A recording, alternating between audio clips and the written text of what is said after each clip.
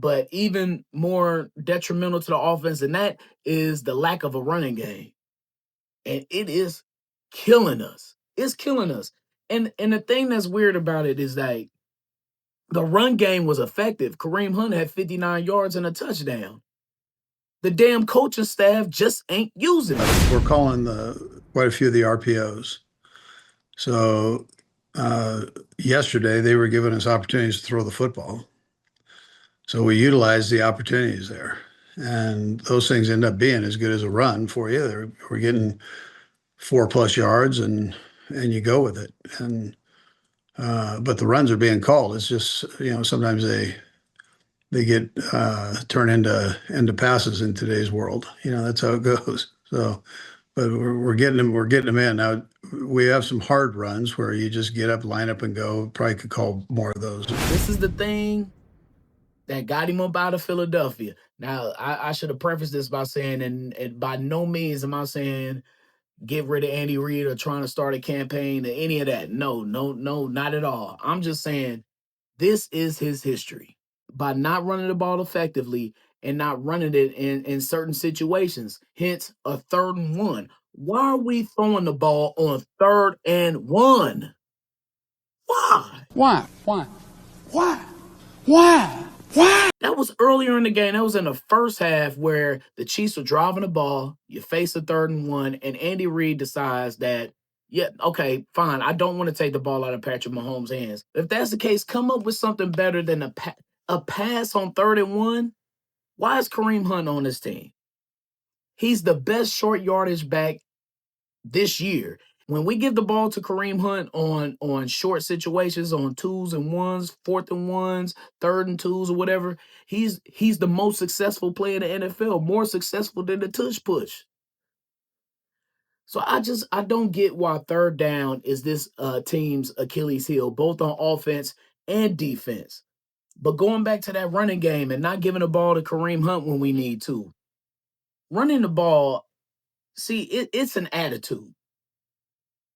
And I think the Chiefs' offensive line have that attitude. And yes, we're going to move you out of the way. We don't care if you know that it's coming or not, but we're going to punish you. We're going to make a hole, make a way, so our running back can get some yardage. It is an attitude about running the ball. You got to want to do that. And I think the players have that. We have an aggressive offensive line. It's the coaching staff. It is. There was a time I think the Chiefs were getting the ball with like 4 minutes left. Ran out, of course. All 3 were passes. And yes, you get behind the schedule with, and the penalties is a part of that too, because the 1st and 10s all of a sudden become 1st and 15s because Jawan Taylor isn't lined up right, or 1st and 10 becomes a 1st and 20 because somebody wants to hold, or Juju Smith-Schuster on the outside wants to hold. So now it's 2nd and long. Now it's 3rd and long. And it's only so many plays that Andy Reid has drawn up for those type situations. But the Chiefs find themselves in those situations a lot, where a 1st and 10 turns into a 1st and 15. And now you're behind schedule. And now instead of it being 2nd and 5 or 2nd and manageable, it's 2nd and long. It's still 2nd and 10. And so when you get behind the schedule like that, that's taking the running game out. We're taking it out of ourselves with these penalties, with self-inflicted wounds. So that running game not being there, it is affecting these games bad. Like I said earlier, it's on every phase of the game: special teams, offense, defense. And then on defense, you give up a 3rd and 15. Lord have mercy. 3rd and 15 that they converted in the 4th quarter to help put the dagger in the Chiefs. On the first drive alone, and y'all know my philosophy on the first drive with SPAGS, or SPAGS philosophy, that I see he kind of lets the team, kind of show you what they're doing. And the Chiefs did a great job of holding them to a field goal on that first drive. But still, in the process, why is Denver allowed to convert a 3rd and 11 and a 3rd and 7 on the opening drive? Denver ended up being better than 50%. They were 7 of 13 on third down. That 3rd and 15, it killed me, y'all. It killed me. From that point, I said, oh, Lord, we're about to be 5-5. Damn. Because you cannot give Sean Payton and those guys over there too many chances. And the defense was just leaky on so many third downs where Bo Nix was slippery and he got out of dodge and made a pass or he made a run, he made a scramble or whatever.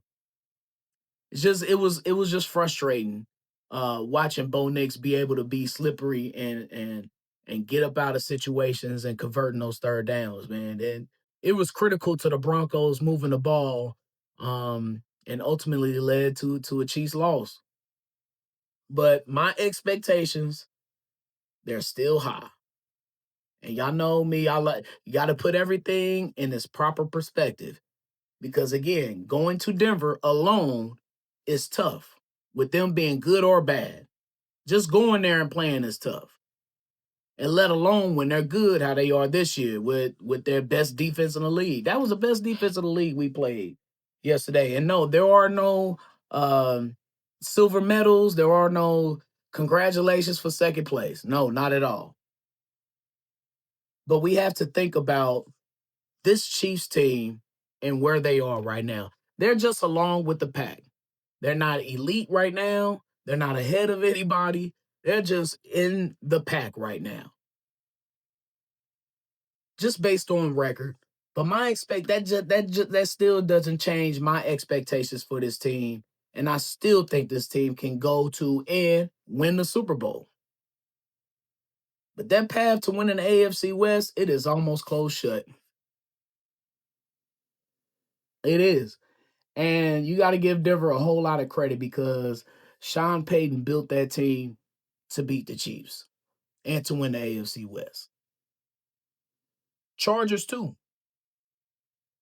And it's only so long, man, that you can continue to just dominate and dominate and dominate and dominate and knock somebody in the head every single year. And they get to see you celebrating and winning and popping champagne every single year, all the time, until they like, enough is enough. We're tired of this shit.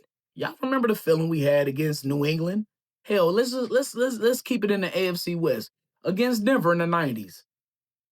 When they were winning the West, when they were winning Super Bowls. We remember that feeling. So teams are going to get sick of that shit, and they're going to do what they need to do and try and build up and stop you. So Denver's at that point. 3.5 is tough to come back from with 7 games left. That's a tough ask. Do I still think the Chiefs could do it? I honestly do.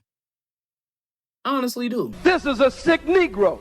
Denver has shown the ability, though, to win all of these close games.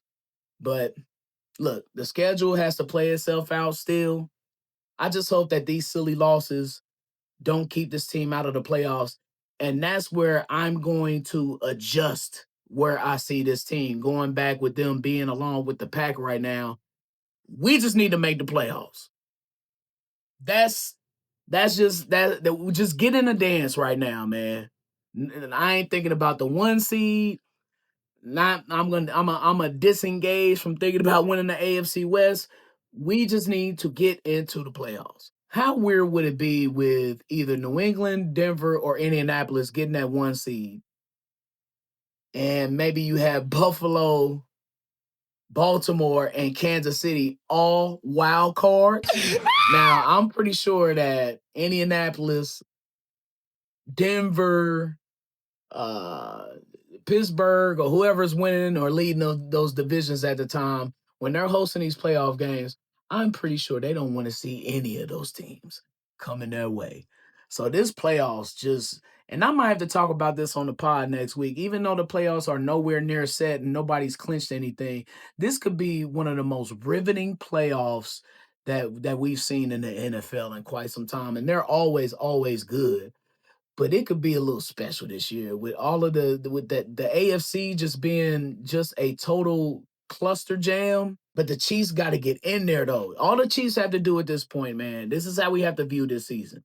The Chiefs just need to get in the playoffs, and then hopefully we can turn it on and put that championship swagger on where we know that this team takes it up another level. But I just hope these damn silly losses don't keep the Chiefs out of the playoffs. Like right now, that Jacksonville loss is looking very stupid because Jacksonville is one up on the Chiefs when it comes to the playoffs, and they have an extra leg up because of the fact that they beat us head to head. So if we have the same record, Jacksonville will get the playoff spot, not the Chiefs. But who wants to be the 1 seed this year in the AFC playoffs? It's gonna be tipsy turvy coming up. So the Chiefs, it don't get any easier. That's another thing, man. This as the season has gotten along, this schedule has actually gotten like harder because nobody thought that the Colts were going to be this tough coming up at this part of the season. I thought we all thought it would be like okay, this might be a nice, good, competitive game or something like that. But damn, it's like the Chiefs are almost fighting for their playoff lives against one of the best teams in the NFL this year. So it's like the schedule done got tougher as the season went along. This Chiefs defense next week, they got their hands full. Daniel Jones, he's been playing well this year. Not outside.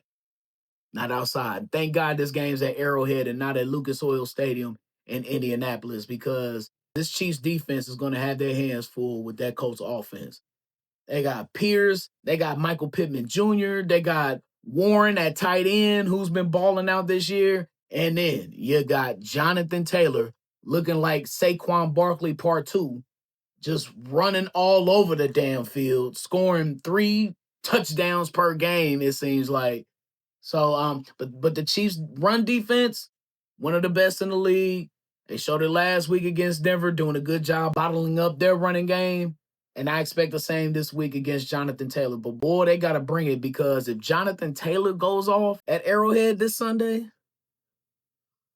it could be one of them long noon games for the Chiefs as they fight for their playoff lives and try not to go 5-6.